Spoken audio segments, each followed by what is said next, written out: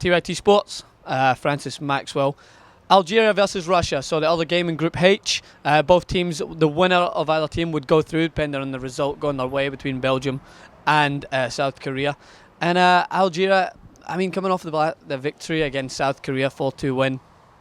I expected them to come out of the blocks and secure the victory. Russia, I hadn't seen much. I did previously tip them to go through, but I hadn't seen much of them in this competition.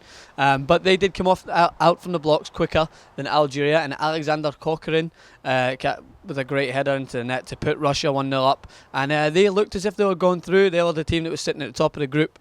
And but Fabio Capello's team, they're very structured in their ways that they fit in the way they play. They're not very exciting to watch, much as Capello's team he's managed. He's an Italian manager. He has this structure about his team.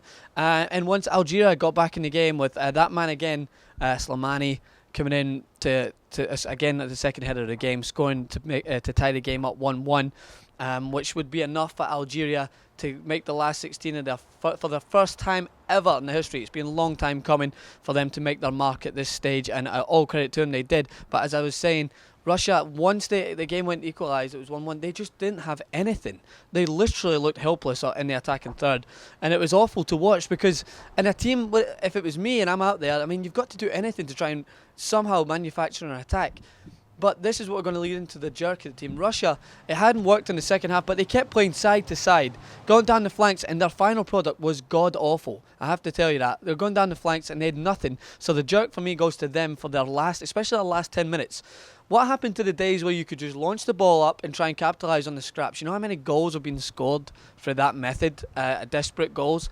Tons, millions. I guarantee you check the stat up and you let me know. I guarantee there's so many goals that have been scored through that. But Russia, they stuck to what I'm guessing Capello's been telling them, passing it side to side, and they just didn't look like they could penetrate and get anywhere near the goal. So they take the jerk for that, for not really conjuring anything in a last minute attempt to try and win the game.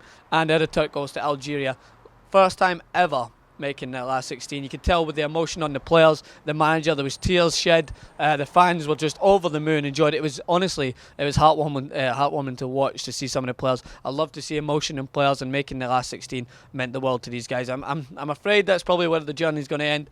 I mean, mark my words, they're playing Germany. I just can't see them conjuring up a big shock to beat the Germans. But fair play to them, they've gotten themselves into the last 16 a lot further than most teams have done. That have been tipped to do so. So they came up the underdogs. Follow us on Twitter. Follow me on Twitter also, Francis_Maxwell. Subscribe. Good stuff. Last 16 coming up soon. Make sure to watch out for the previews.